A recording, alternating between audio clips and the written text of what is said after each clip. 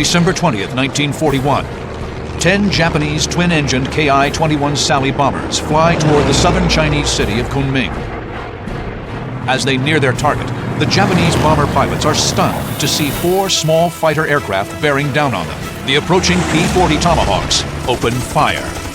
Caught off guard, the Sallies quickly jettison their bomb load and turn full throttle toward home. But 10 more of the camouflaged fighters appear.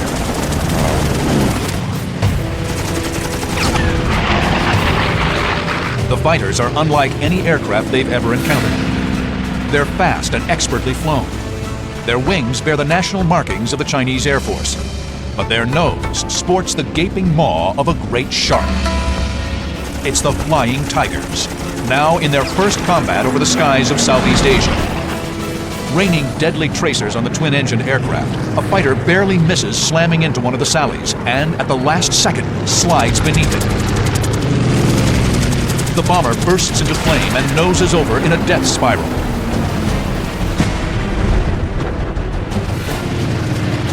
Four of the Japanese aircraft are blown out of the sky.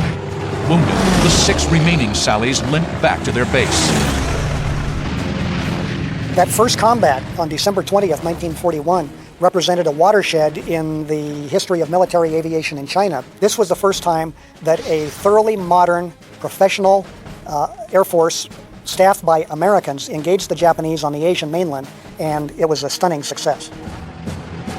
The Japanese didn't know who the mysterious aviators were. But the grateful Chinese did. And when a Chinese newspaper recounted the lopsided victory, they gave these brave pilots a name. The Chinese paper had come up with the expression, "They're fighting like tigers, flying tigers." The pilots were Americans, volunteers serving in the Chinese Air Force. They found themselves fighting for the Chinese thanks to a remarkable aviator named Claire Lee Chennault. An officer in the Army Air Corps in the 1930s, Chennault earned a reputation as an authority on fighter tactics and as a fearless pilot and able leader. By the age of 40, he had commanded a fighter squadron and had toured the country as lead pilot of the Army's first aerobatic team. An adamant and gruff advocate for more and better fighter aircraft, Chennault had stepped on one too many toes at Army headquarters. In 1937, he was asked to resign his officer's commission and retire. The following day, he accepted an offer from the Chinese. In 1937, he was asked to go to China to do an evaluation of the Chinese Air Force. The Japanese had been carrying on their terror bombing campaign, and the little Chinese Air Force was being beaten and was eventually beaten badly. In 1937, 2 years before the outbreak of World War II, the Japanese expanded their grip on Manchuria. The Chinese suffered terribly. Its seaports were attacked, and natural resources were seized to feed the imperial war machine. Towns were bombed relentlessly as the Japanese adopted a terror policy called the 3 alls: kill all, loot all, burn all. With obsolete aircraft, the Chinese Air Force was no match for the efficient, modern, and brutal Japanese. Claire Chennault had a solution. The Chinese Air Force had been decimated, and it was important to keep China in the war. And the only way they could keep China in the war, they needed an instant Air Force. And the only way you're going to get an instant Air Force is to recruit professionals like the Army, Navy, and Marine Corps. So Chennault came back to the States to make his case. In early 1941, the United States was not yet at war with Japan. If American airmen were to fight the Japanese, they would have to do it as members of the Chinese Air Force. Working with secret U.S. government approval, Chennault put out the word that the Chinese were looking to hire qualified pilots and mechanics. They were allowed to resign from the U.S. Armed Forces, turn around and sign a lucrative contract with the Chinese government. The pay was very good. The lowest pay for a pilot was $600 a month. That's for a wingman. Then you had $650 for a flight leader, $750 for a squadron leader. So that was very attractive. At nearly 3 times the usual salary of a military aviator, word of the generous offer spread quickly. It didn't take long to fill a roster with 99 eager pilots. Recruiters also contracted about 200 enlisted aircraft mechanics, armorers, radio operators, administrators, and even a chaplain. By July 1941, the airmen had traveled to Kidao Airfield in Burma, an airbase borrowed from the British. It was strategically located 300 miles from Lashio, the last stop of the Burma Road, the main supply route into China. The single biggest reason for the Flying Tiger's existence was to defend the Burma Road. That road, which ran, as the name implies, from Burma into southern China, was the major supply route for sustaining Chinese military operations against the Japanese in that part of the world. At Kidao Airfield, they took possession of their new aircraft, the P-40, and an official name, the American Volunteer Group, or AVG. Chennault divided his unit into 3 pursuit squadrons. Each had its own logo, but in the fall of 1941, all the squadrons adopted the soon-to-be famous paint scheme for their tomahawks. The menacing, grinning shark's mouth would become synonymous with the Flying Tigers. We're looking at a publication that comes out of India, and it showed a lot of these Aussie airplanes, the P-40, just like we had, and it showed the shark's mouth on it, and it lends itself so well to that airplane that we adopted it. By December 1941, the pilots of the AVG had been training for months, but had yet to test their skills. A few days before Christmas, they got their chance. On December 20th, they intercept and destroy 4 out of 10 Sally bombers before they strike Kunming, China. 3 days later, they defeat another Japanese attack and rack up 11 kills, with 5 more probables. And on December 25th, they down an astounding 24 Japanese planes, a present for Hirohito on Christmas Day. But these early actions are all defensive, stopping incoming bomber raids. A few days after the new year, the Flying Tigers take the fight to the Japanese. January 3rd, 1942. It's pilot David Tex Hill's first mission for the Flying Tigers. Tex Hill left the Navy to volunteer. He's eager for action. He and 3 other American pilots aimed their P-40 Tomahawks toward the Japanese airfield at Raheng, Thailand. The plan? Arrive at dawn and devastate enemy aircraft on the ground. Jack Newkirk, who was the squadron leader, and he had Bert Christman on his wing, and Jim Howard leading the element, and I was on Jim's wing. Shortly after takeoff, one of the P-40s radios in. Bert Christman had engine trouble, so he had to turn back. Crispin heads for home. The 3 remaining P-40s continue on. They're over the target at first light. They make a left turn to align with the field and begin a shallow dive. The pilots line up one behind the other, about 950 feet apart, known as a string formation. They would bend it over, which means to put your airplane in a dive, and accelerate as they came down to strafe the aircraft on the ground. Their 1,200 horsepower Allison engines scream as they dive towards the airfield at 300 miles per hour. Jim Howard strafes the area, breaking the airfield with machine gun fire. Tex Hill dives after him, preparing his own strafing run, but the run is cut short. Tex sees a Ki-27 Nate at 10 o'clock streaking in right onto Howard's tail. It's Tex's first time in combat, and his friend's life is in his hands.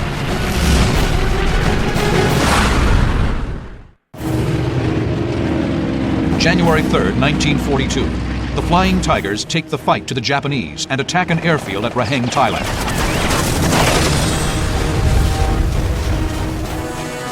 Tex Hill's flight lead, Jim Howard, has just been attacked by a Japanese Nate.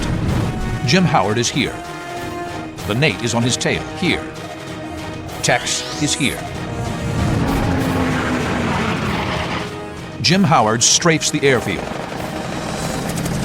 and the Nate pumps lead into him. Tex closes on the Nate's tail and lines him up in his crosshairs. Our ammo is loaded with every 5th round was a tracer. So it looked like just a big hose, going out there. So I was just looking right through the windscreen and following those tracers, and it blew up right in front of me. He blasts through the churning fireball. At the other end of the airfield, Jim Howard pulls up from his strafing run, intact. It's Tex's first victory, but there's no time to celebrate. Another Nate is at 12 o'clock high, directly in front of him. When I saw that other guy who was starting to make a pass on me, then I turned into him head on. It's a defining moment for Tex when he would demonstrate perfectly the strengths of the P-40 over the Japanese Nate. The P-40 was built by the Curtiss Aircraft Company in Buffalo, New York. Claire Chennault obtained 100 that were originally destined for the British RAF. The P-40B was rugged, could reach 378 miles per hour, and was heavily armed with two 50-caliber nose-mounted machine guns and four wing-mounted 30 calibers. It also had thick armor around the engine and cockpit to protect the pilot. Its opponent is the Nakajima Ki-27 Nate, which entered service in 1936. The Nate had an air-cooled radial engine and fixed landing gear. Its top speed was 305 miles per hour, and it was armed with one 12.7 millimeter and one 7.7 millimeter nose-mounted machine gun. The P-40 had better firepower and armor, but it was heavy and could not turn with the much lighter Japanese Nate.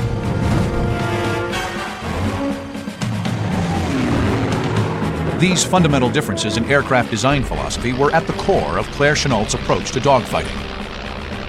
And the type of attacks he typically set up was to come in at high altitude, make screaming diving attacks against Japanese formations, take the energy that they built up, zoom climb up to a high altitude again, and come back around. He told his pilots, do not dogfight with the Japanese airplanes, certain death. Facing a Japanese Nate head-on, Tex Hill applies these tactics. He knows the way to dogfight with a Nate is not to dogfight at all. Instead, he'll charge him with machine guns blazing. Tex Hill is here. The Nate is here. Tex will pull up into the Nate, aim towards him, and attack him head-on.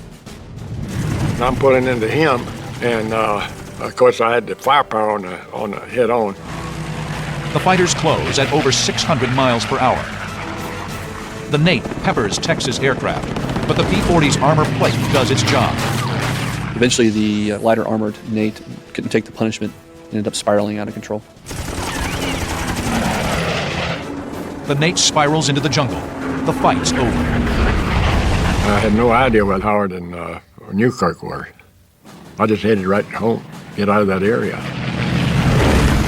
Suddenly, Tex feels an intense vibration. His plane is shaking, unlike anything he's ever felt before. The instruments are probably just almost shaking out of the panel itself, and he's probably wondering if he's even going to make it back to base. He finally reaches Mingaladon Airfield, where Howard and Newkirk have also landed safely. He looks at his plane. He shot 33 holes in my airplane. Some of his bullets stuck in my prop, and it threw the prop out of balance. And I thought the engine was coming out of the airplane. The Flying Tiger's first offensive mission against the Japanese is a success. 4 enemy fighters destroyed in the air, 4 bombers on the ground.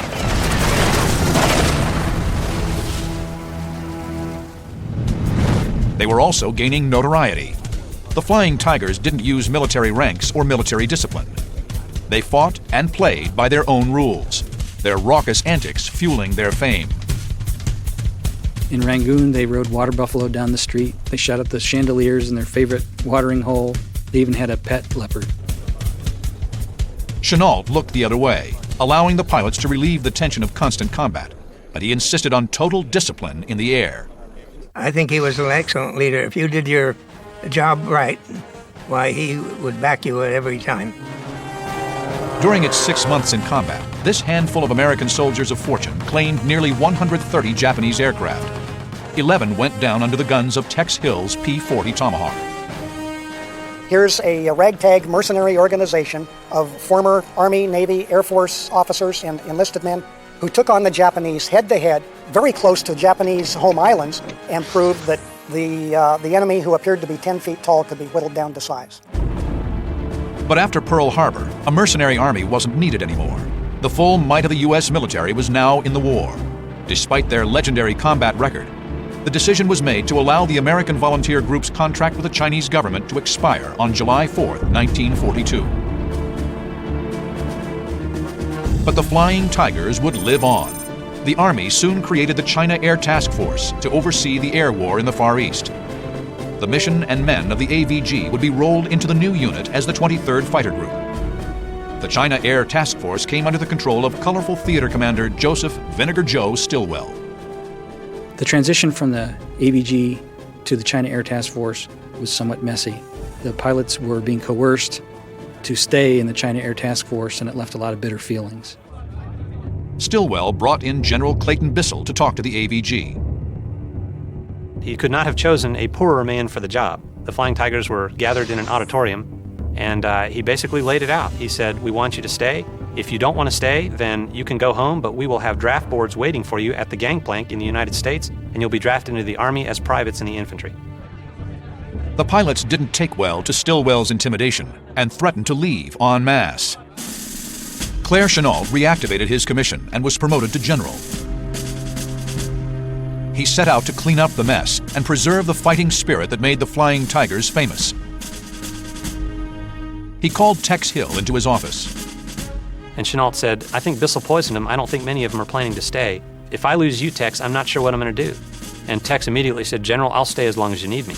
Chennault was obviously relieved and asked Tex to kind of talk to some of the guys and see if they would stay on, because these were the veterans. In the end, 26 out of the remaining 90 AVG pilots and 57 out of 190 ground crew extended their contracts for 2 weeks, enough time to train the new arrivals. Tex and Chennault persuaded 5 Flying Tiger pilots to stay on longer to fight with the new command. On July 29, 1942, the new Flying Tigers would be in action. The Japanese mount a concerted effort to wipe them out. Several nights in a row, waves of Japanese bombers pummel the airstrip at Hengyang Airfield.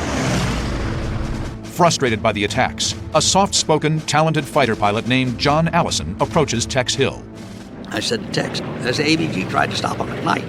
And if I remember correctly, he said, "Well, we made some attempts, but we were never very successful at it." So I said to Tex, "Well, if they come tomorrow, I'm going to be up there." The bombers do return, and this time John Allison and Tex Hill have a plan. It would be Allison's first taste of combat, and under a full moon, he would engage in one of the most famous dogfights in Flying Tigers history. July 29, 1942, a full moon shines brightly over Hengyang Airfield. The Flying Tigers are in action again, and John Allison will get his first taste of combat. Allison has been alerted that a Japanese bomber formation is en route to attack the Tigers' base. He straps into his P-40 and launches into the air.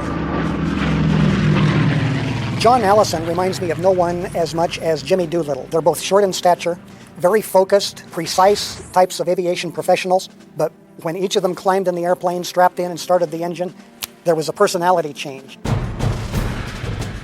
Tex Hill and John Allison have worked out a clever tactic to detect and engage the formation. Previous raids had shown them that the Japanese liked to bomb targets from 15,000 feet. We didn't want them to get underneath us because at night you just can't see them, although you can see the flame from their exhaust. Allison and veteran AVG pilot Ajax Baumler will be flying in a position called Up Moon. Lacking radar or navigation aids, the moonlight is their only help in detecting the Japanese.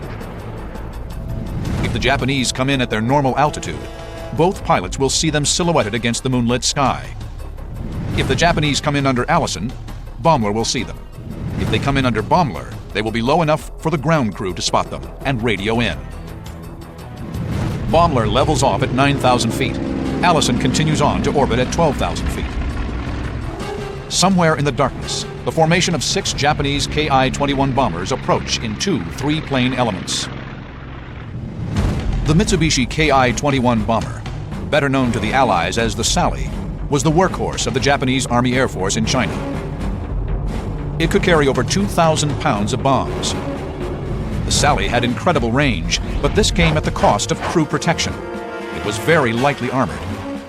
A fighter could shred the Sally with machine gun fire if he could get in close, but he would have to brave its 2 trainable 7.7mm machine guns, one in the nose and one in the tail. Allison gets a radio call. Crew at the airbase can hear the Sally's engines over them. Finally, they were approaching our little airport at Hengyang from the north. Allison and Baumler scan the skies, peering through the darkness for a glimpse of the bomber's exhaust. Allison twists his head around and catches a flash of exhaust. 3 Sallies above him. I was 3,000 feet below them. I immediately opened the throttle full power and started to climb, and I said, okay, fellas, watch the fireworks. Allison targets one of the 3 aircraft, but misjudges his closing speed.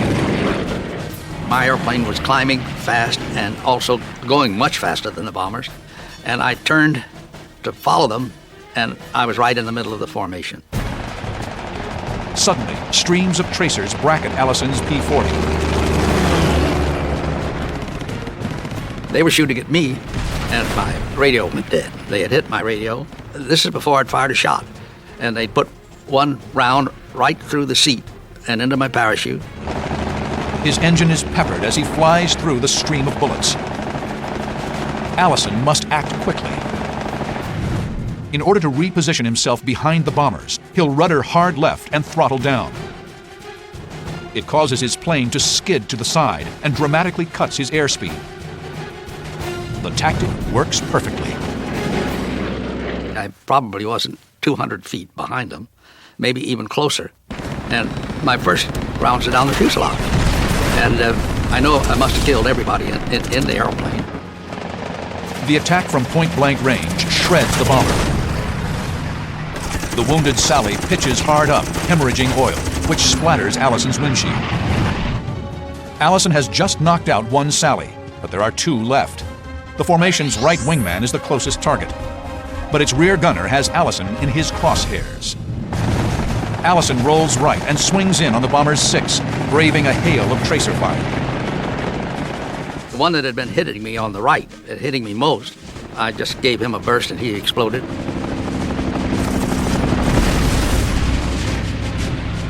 It's a confirmed kill. There's just 1 Sally left in the formation. The leader, but Allison's P-40 is wounded. It's taken a tremendous beating.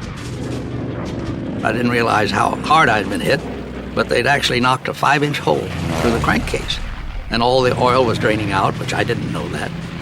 Thanks to the P-40 and its ruggedness, it kept flying.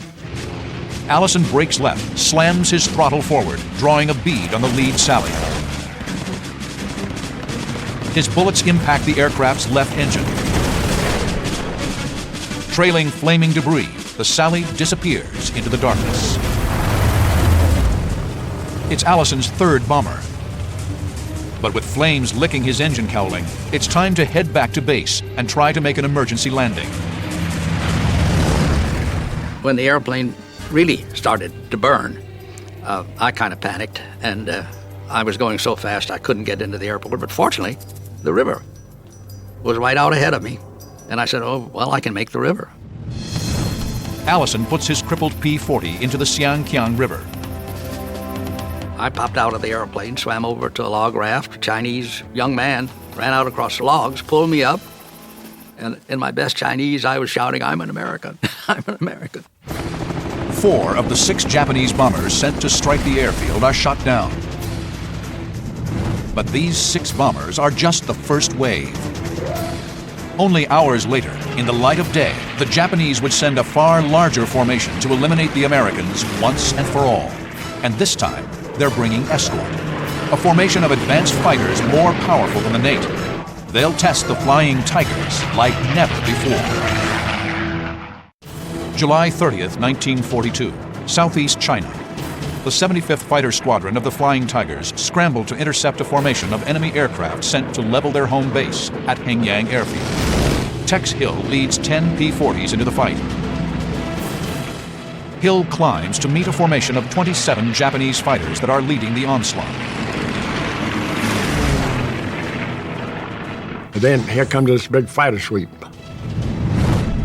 Tex Hill is here. The formation of enemy fighters are here. Tex must climb to engage them. In true Flying Tigers style, he'll attack them head on.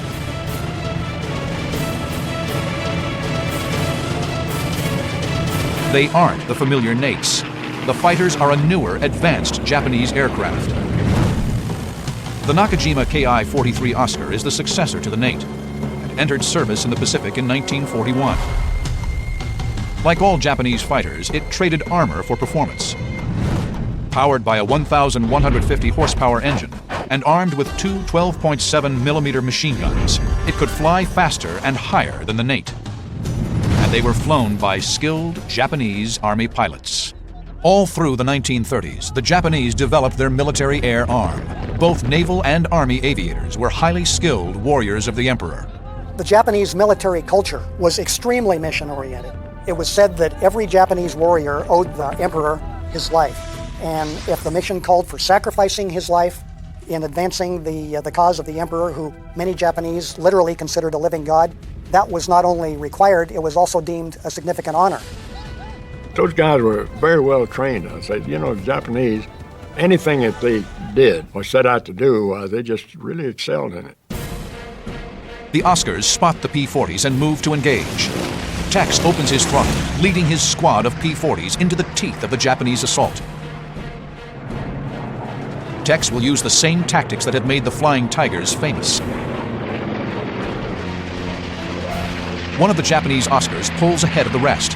He goes head-to-head with Tex. This guy and I came head-on doing about 250 or something like that. You're doing around 200, that's pretty fast. But you get a fixation on something like that. Sometimes with a closing rate like that, you could very easily collide. Tex and the Oscar open fire at the same time. The P-40 shudders as the Oscar's bullets hit home. Tex ignores it. He keeps closing. His 6 machine guns have a heavier weight of fire than the Oscar's two 12.7 millimeter guns. The minute I hit him, he started smoking. He immediately began to trail a thin trail of smoke, and we knew he was hit, and probably fatally. The Oscar is an advanced Japanese fighter, but its weakness is the same: no armor. A split second before they collide, the Oscar bursts into flame and falls away.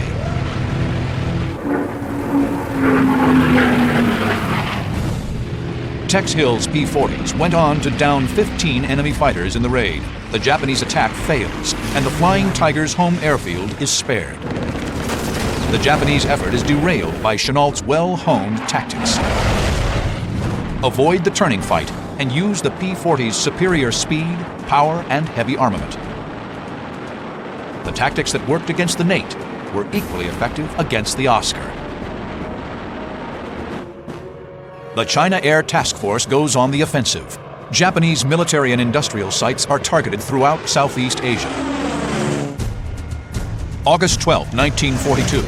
B-24 heavy bombers, supported by Flying Tiger P-40s, attacked the key shipping center at Haiphong, destroying ships, airfields, and vital supply dumps. In October, P-40s dive-bombed Japanese supply lines and strafed convoys in Burma. On November 27th, the largest force in China Air Task Force history strikes the port city of Canton on the Pearl River Delta. But on March 19, 1943, the small, scrappy China Air Task Force was replaced by a new organization, the 14th Air Force. Claire Chennault took command. So naturally, the newcomers, the new guys on the block, attached themselves to the Flying Tiger name. After all, the same Claire Chennault was their commanding officer as well. John Allison leads some of the most successful raids of the entire war, but his Asian tour is coming to a close. He is to be reassigned to the European theater.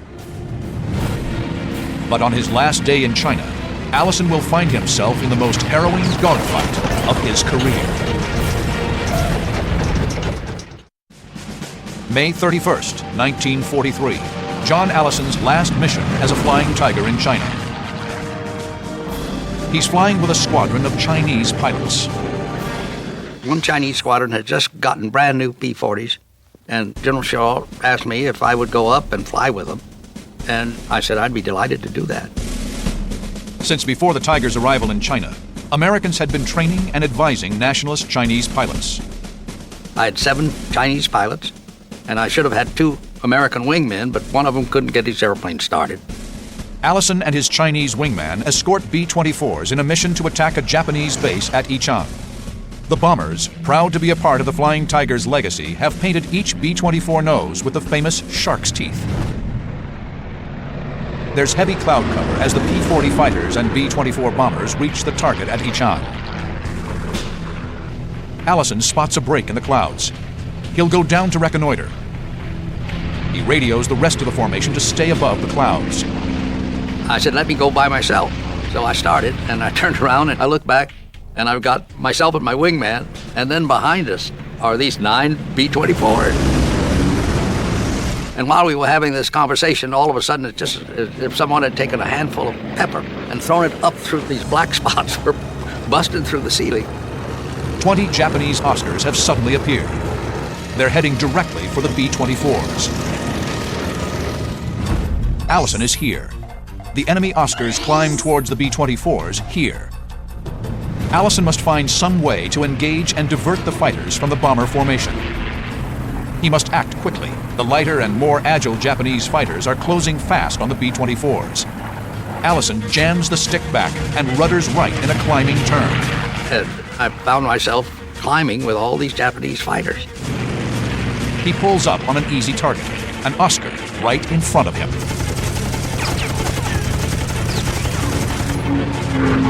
The tracers hit his cockpit, and he just rolled over and dove straight into the clouds. One Oscar is down, but 19 are still pressing the attack.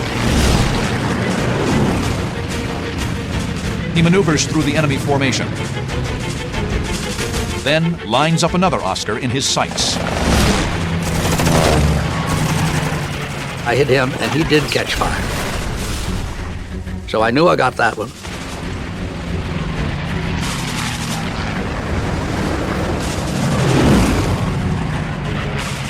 Allison pulls into a high G climb. 3 Oscars are attacking a B-24. Before he reaches the vulnerable bomber, he spots another bandit at 3 o'clock. Allison has to make a split-second decision. Allison is here. The bombers are here. The Oscar is on his 3 o'clock here. But I figured that I could just pull my airplane up almost into a stall, and then I might be able to divert these 3 from their attack on the bombers. It's a gutsy move. Allison will climb vertically towards the Oscars, letting loose a stream of fire to disrupt their attack. But he'll lose airspeed in the climb. If he stalls, he'll be an easy target for the Oscar on his tail. Allison pulls the stick into his chest. His airspeed falls off. He presses the trigger. His P-40 shudders in a stall. The Oscar opens fire. And the next thing I knew, I lost my rudder. This airplane coming up from below had hit the main hinge of our rudder, and it fell off. But instead of leaving the airplane, it was still connected by the cable, and it started a terrible vibration. With his rudder gone, Allison can't really maneuver his aircraft. The only thing he can do is just keep it level and airborne. So he's now vulnerable to any other enemy aircraft out there that decides to take him out. The P-40 vibrates uncontrollably as it levels off.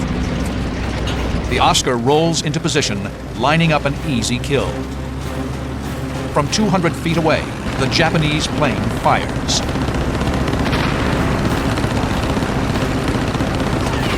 Pieces fly off Allison's fighters. The rugged P-40 absorbs the hits, but it can't stay in the air much longer. And I said, well, if somebody doesn't help me soon, this is it. I'm gone. All of a sudden, I'm absolutely enveloped in a hail of tracers. A Chinese fighter pilot has come to Allison's rescue. He's behind the Oscar, firing wildly. So it's tracers from 650s. And I'd seen them from one perspective. Now I was seeing them from another and a fatal one. And I just thought, he's going to kill us both. But the Chinese P-40 kills the Oscar. It goes down flaming. Barely hanging in the air, Allison turns for home, nursing his shredded Warhawk back to base. The B-24s successfully bomb the Japanese runways at Ichang. 5 enemy fighters are shot down. 1 Chinese P-40 is lost. John Allison left the Flying Tigers in May 1943, but returned to Asia only a few months later to help form the 1st Air Commandos with Philip Cochrane. The 1st Air Commandos supported the Allied effort in Burma and pioneered the use of gliders for long-range airdrops deep behind enemy lines. Tex Hill stayed in China until November 1944. He became a triple ace, downing 15 enemy aircraft. Claire Chennault led the 14th Air Force until 1945, when he retired. He stayed in the Far East after World War II, assisting Chiang Kai-shek in his war against Chinese communists in the late 1940s. The Flying Tigers of the 23rd Fighter Group went on to become one of the highest-scoring fighter groups of World War II. From 1942 until 1945, they destroyed over 1,000 Japanese aircraft. They sank 184 enemy merchant ships, destroyed 817 bridges, 1,225 locomotives, and killed nearly 60,000 Japanese troops. Their aggressiveness and skill carried forward the legacy of the original Flying Tigers, whose exploits became the stuff of legend. The shark-mouthed P-40s challenged the forces of tyranny with incredible ferocity.